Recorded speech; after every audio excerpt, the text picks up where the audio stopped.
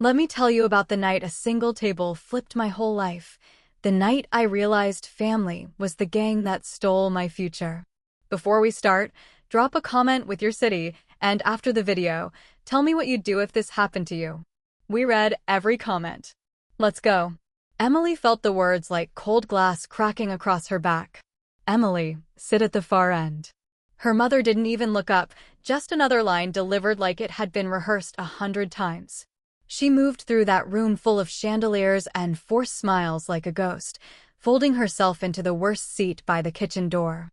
The family had already arranged the night to look perfect. Candles, crystal, the kind of cutlery that makes a thrift store dress feel obscene. Tyler, the golden kid, was at the head of the table in a suit that said his life cost more than Emily's entire month of checks. Madison, Tyler's wife, gave her the small, venomous smile that wealthy people use when they want to make sure you feel small on purpose. "You're lucky we invited you at all," she whispered as Emily passed. "Don't make a scene." The whisper was designed to wrap around her like chains. Emily kept walking. Her hands were calloused from overnight shifts, from wiping other people's messes, so she could pay the rent that got later and later. The navy blue dress she wore was secondhand but clean. That's all she had to offer, and it felt like everything at the same time. The toast went up. Champagne glasses glinted. Tyler grinned like a man who'd never been forced to choose between dinner and the bus fare. Laughter bounced off the walls. Emily stared at the water glass in front of her until the reflection of her own face looked like someone else's mistake. Then Grandpa cleared his throat. "There's a sound you can't fake, the kind of silence that swallows silverware clinks." That was Grandpa Howard's voice. 83, Kane, eyes like a judge. When he glanced at Emily, the whole room tilted. "Emily," he said, slow and cold, "is the $5,000 I send you every month enough?" Emily's fork hung in the air like a question mark. "Which money?" she managed. Her mother's fork dropped. Tyler's expression flickered like someone's bad poker face. For 2 years Grandpa had been wiring $5,000 monthly, he announced, and he thought he was helping. One by one the shards of their little masquerade slid into place. "My God," Emily said, but even that felt hollow. Grandpa's cane smacked the marble floor, a thunder that made the chandelier tremble. He looked at her parents, Richard and Marilyn, skins suddenly pale as the linen. "Care to explain?" Her father tried to talk. We used that to help Tyler's startup. We thought we were doing the right thing for the family." The words were thin. Grandpa looked at them like he was reading a cheap forgery. "You told me she didn't need help," he said. "You told me she was too proud to accept charity. While you funneled that money into your son's account." The room filled with a different kind of silence then, the kind that presses on your throat. Emily felt the years of ramen dinners, the gas station coffee, the fear of late notices, all laid out on the table like someone's exhibit. "You watched me work 2 jobs, she said, voice rough. "You watched me cry and beg. You took money with my name on it and gave it to him." Her nails dug into her palm. Grandpa did not look surprised. He reached into his coat and produced a folded envelope, a banked confirmation inside. "I've wired you $120,000, he said flatly. "That's everything you were owed and then some." The sound that came from the room wasn't a gasp so much as a collective intake of a family breath that had been held too long. He squared his shoulders and delivered the quietest blow. "I have rewritten my will. Richard, Marilyn, you're out. Tyler, you're out. I've put everything in Emily's name." The cane tapped again, like a final sentence. Tyler barked, "You can't do that." But Grandpa already had. He looked at Emily with something that had nothing to do with money. "Would you like to sit at the head of the table now?" he asked. Emily didn't answer. She didn't need to. For once she felt the dizzying lift of not being invisible. She slipped her purse over her shoulder and walked out onto the porch into a night that suddenly felt like a beginning. She didn't want the pity in that room. She wanted air. Grandpa's voice followed her in a softer register. "You handled that better than I expected," he said. She kept staring into the dark, where the trees moved like witnesses. He joined her, and for the first time since childhood, somebody in that family spoke to her like she mattered. The night air felt heavier than the crystal chandelier she'd just left behind. Emily stood barefoot on the porch steps, her heels dangling from one hand like two trophies from a war she didn't even sign up for.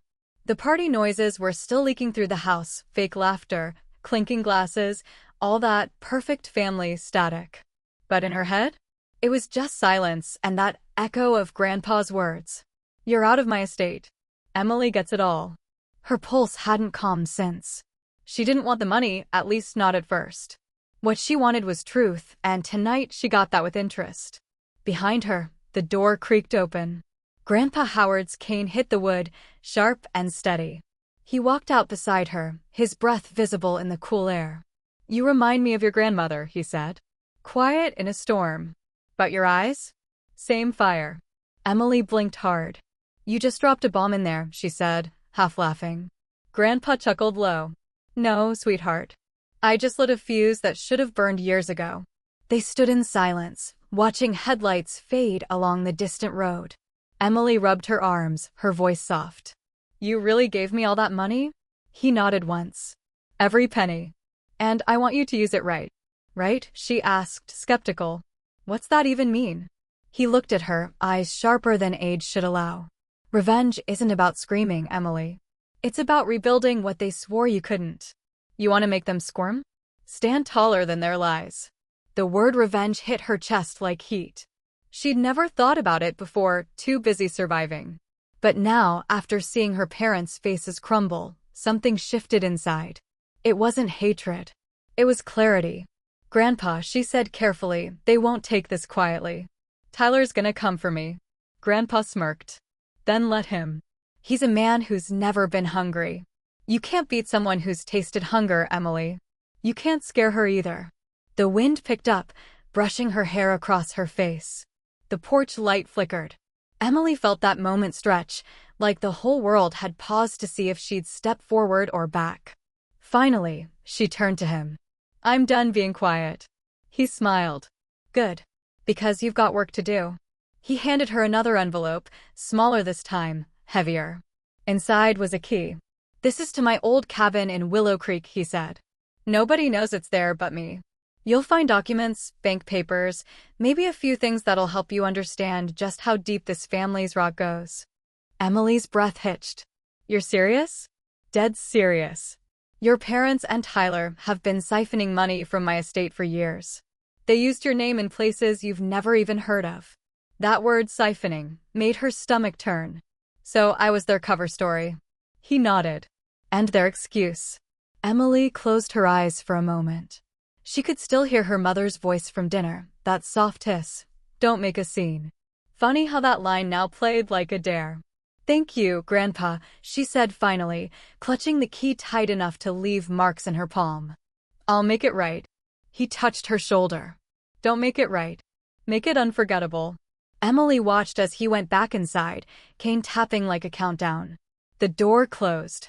The laughter picked up again, but it sounded different now. Hollow. She looked down at the key, then at the long driveway stretching into the dark. Her old car was parked by the curb, still smelling like burnt coffee and ambition. She whispered, "Let's see what you've been hiding, Willow Creek," then slipped into the driver's seat. As the tires rolled over the gravel, the house behind her grew smaller, just a cluster of glowing windows in the night. For the first time in years, Emily wasn't driving away from something. She was driving toward it. The drive out to Willow Creek took 3 hours, most of it through winding forest roads that looked more like secrets than scenery. The GPS died 20 minutes before she got there, but the key in her hand kept her going. Every bump in the road whispered, "You don't belong here," and she whispered right back, "I do now." The cabin sat at the edge of a lake, moonlight bouncing off still water. Dust covered the windows, and ivy curled up the walls like the forest was trying to reclaim it. She stepped out, gravel crunching under her boots, and for the first time that night, she felt alone in a way that wasn't scary, it was sacred.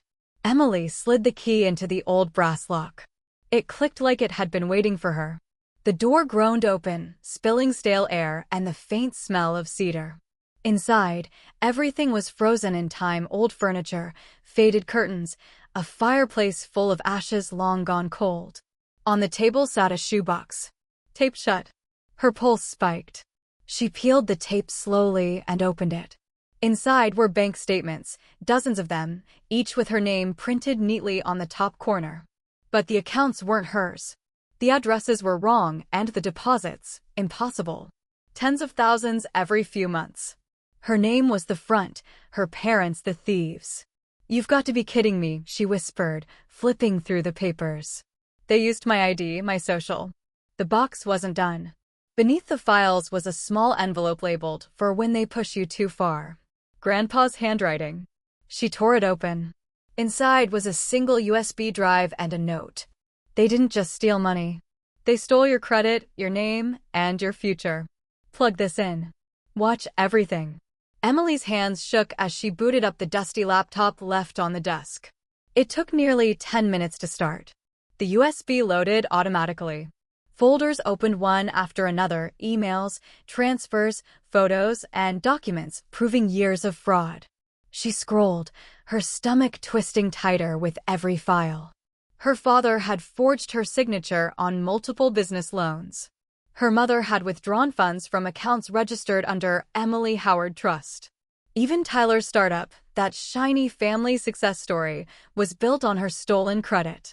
She leaned back in the chair, exhaling through her teeth. "So that's why I couldn't even get a car loan," she muttered. "They tanked my name and smiled while doing it."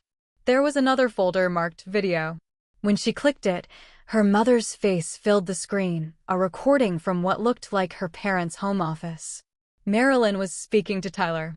"Grandpa's old and paranoid," her mother said. "Just keep telling him Emily doesn't want the help. By the time he figures it out, we'll have everything moved." Emily's jaw locked. Her mother's words were calm, casual, the kind of evil that doesn't even sound like evil. She closed the laptop slowly and stared at the ceiling. The betrayal didn't even feel real yet. It felt like static buzzing through her bones. Then she remembered Grandpa's voice on the porch. "Don't make it right.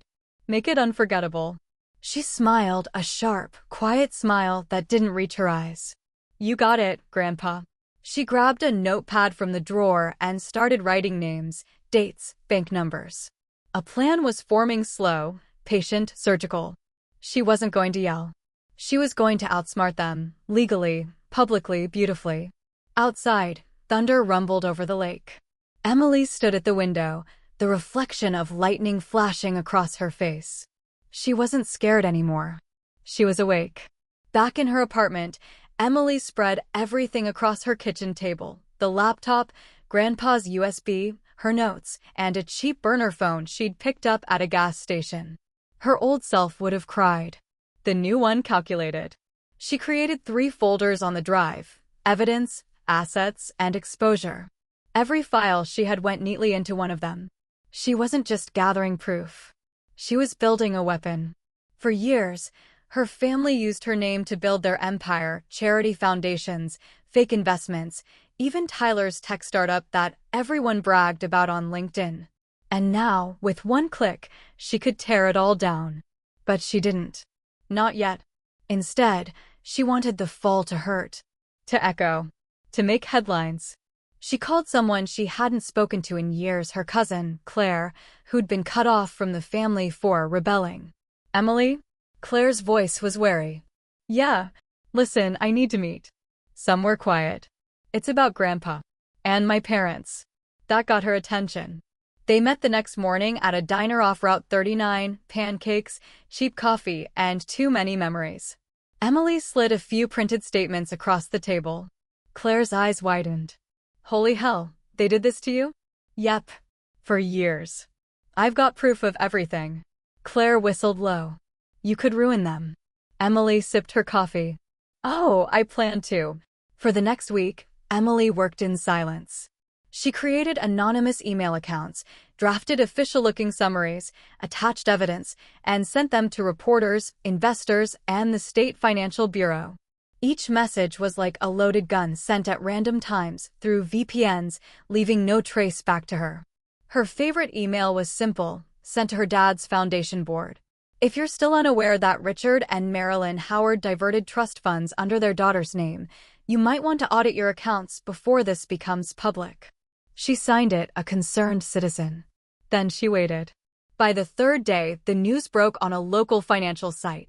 Prominent family under investigation for misuse of funds. The story spread like wildfire. Tyler's startup's website crashed from traffic. Reporters swarmed their office. Emily watched from her tiny apartment, legs crossed on the couch, eating cereal like she was watching a movie. Her phone buzzed. Tyler's name. She let it ring. Then Dad. Then Mom. Then unknown number. She didn't pick up. She didn't need to. They'd learn soon enough who set the fire.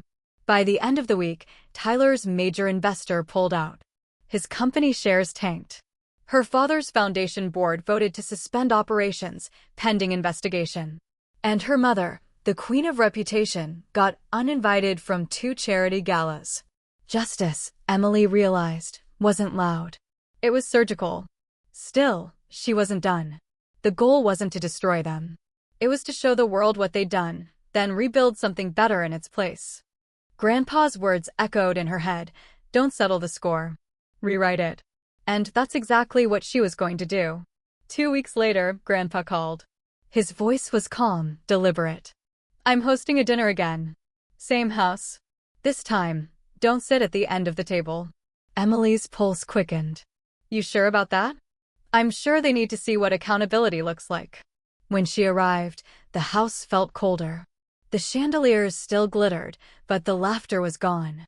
Her parents sat stiffly, Tyler looked hollow, and Grandpa, well, he looked ready to deliver a sermon no one could forget. Dinner started quietly. No champagne this time. Just silence and clinking silverware. Then Grandpa placed a thick envelope on the table. Before we eat, he said, let's make sure everyone knows where they stand. He slid it toward Emily. You can open it. She did. Inside were signed legal documents, his new will, finalized. Her father's voice cracked. Dad, what is this? Grandpa looked him dead in the eye. It's justice. He turned to Emily. You're my successor. Every business, every property, every share. They lost that right when they stole from you. Gasps. Madison covered her mouth. Tyler stood up. You can't do that. Grandpa slammed his cane down. Sit down, boy. Emily didn't smile. She didn't gloat. She just folded the papers neatly. I didn't want this to be revenge, she said quietly. But you left me no choice. Her mother whispered, Emily, please, we can fix this. No, Emily interrupted. You fix broken things. You replace what's rotten. And just like that, she stood, thanked Grandpa for dinner, and left. Behind her, the family erupted, shouting, sobbing, denial echoing through the mansion. But Emily didn't look back. Not once. Emily didn't celebrate. She couldn't. The fallout was too heavy. News spread fast. Howard family scandal explodes. Her parents became pariahs overnight. Tyler's podcast got canceled. But Emily? She stayed quiet. Focused. She poured her inheritance into creating Howard Financial Solutions, a firm for women rebuilding after financial betrayal. She worked 16-hour days, often falling asleep at her desk. But it felt different this time. The exhaustion was hers, not borrowed, not stolen. Her first clients were women like her, single mothers, daughters cut out of family money, widows cheated by partners. She listened, she guided, and slowly, she started healing herself through their stories. Then one morning, she found a small wooden box on her desk. Inside was Grandpa's old ledger. A note taped inside. You've built enough bridges for others. Now, build one for yourself. She smiled softly. Grandpa always knew when to push. And that day, Emily decided this wasn't revenge anymore. It was legacy. Months later, a knock came at her apartment door. Tyler. He looked worn out, desperate. Emily, he said, voice cracked. I messed up. I didn't know they were stealing your money. Please, help me fix it. She crossed her arms. You laughed while I begged for rent money. I was stupid. But I'm still your brother. She studied him for a long time. No, Tyler. You're just someone I used to share a roof with. She shut the door.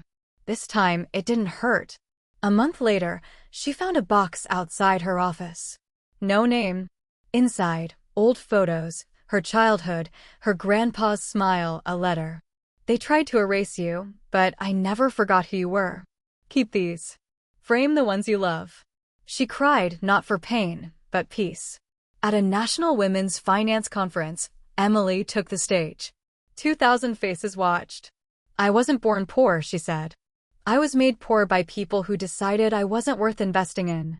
But I rebuilt, not for revenge, but to prove they were wrong. Thunderous applause. She spotted Grandpa in the front row, giving her that same proud nod. A year later, Emily stood outside her childhood house, now hers. The realtor handed her the keys. They'll be out Monday. Emily nodded. That's fine. She didn't go inside. She didn't need to. The past didn't own her anymore. Later, at Grandpa's small gathering, he handed her his leather ledger. My first business book, he said. She smiled. You gave me the tools to cut the rope, Grandpa. He laughed softly. And you used them well. As music played and laughter returned, Emily looked out the window free, finally. Not the forgotten one. Not the broken one. But the one who rose.